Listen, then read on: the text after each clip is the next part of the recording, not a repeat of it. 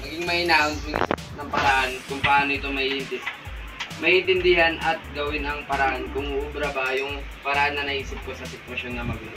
Like, kasi po kaya po kailangan talaga po natin ng araw ng Sabat. Kasi parang kung wala ang araw ng Sabat, para po kasi tayong naka-cycle lang. Parang bilog lang, walang preno. Alagaan niyo po ang araw ng Sabat upang sinasabi dito na itigil po ang mga bagay na nag-benefit sa iyo.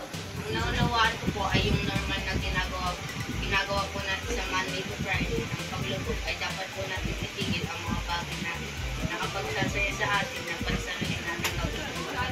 Pag-uunawa po. Si Jeremy po, minsan kasi hindi po kami nagkakaintindihan. May time po na may mga bagay siya na gusto na against po sa akin. Then po, na-apply ko po yung aral na yun sa pag-uunawa na lang po.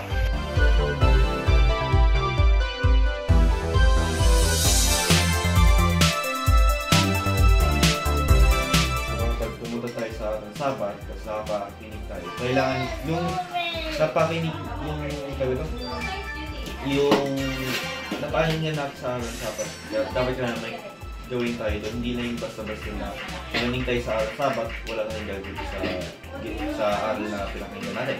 So, yung naunawaan ko po din is yung matuwid na lingkod. Which is yung pinapatungkulan po doon is si Yahweh na po mismo nagsabi. Parang strict na tupid po na sinabihan niya walang kagaya niya dito sa lupa na kagaya niya na humiwalay siya sa kasamaan. Tapos yung ma-apply ko po sa pang-araw-araw ko po is yung paggawa ng mabuti or yung virtues. Kasi example po yung sa magulang, pagsunod po, naalala ko po kasi pag tayo sumusunod ay parang parang way lang po para makalapit po tayo sa Sabat. Dapat may interest tayo sa pananampalataya natin kay Yahweh. Tsaka hindi natin siya bababuin. Pwede din natin siya i-share sa mga friends natin. Then dapat sinasa puso natin yung araw ng Sabat.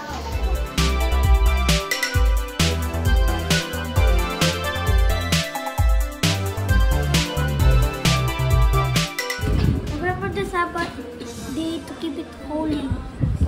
6 days work, 7th day no work, rest day for the Sabbath.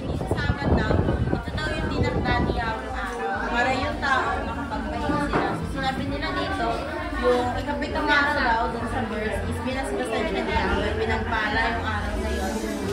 Kaya siya tinawag na ikapitong araw o kapahinga. Ibig sabihin, pag alam mo yung tama, gawin mo na. So, for example, nag-aaway kayo ng kapatid mo. So, kung ikaw yung nakakatanda, syempre, kailangan i-level mo yung sarili mo sa kanya. Hindi mo siya sisigawan, hindi mo siya i-DDN. Kumbaga, kailangan mong kausapin siya kung bakit nagawa ng kapatid mo. Halimbawa, bakit niya nabasag yung pinggan, bakit niya hinarap yung gamit mo nang walang paalam. So, kailangan alamin mo yung reason. Kumbaga, uunawain mo siya. 6 days shall work be done, but the 7th day is a Sabbath of solemn. Katulad nangyari sa creation, na ang gagawin din natin, katulad na ginawa niya, which is yung mag-wait niya.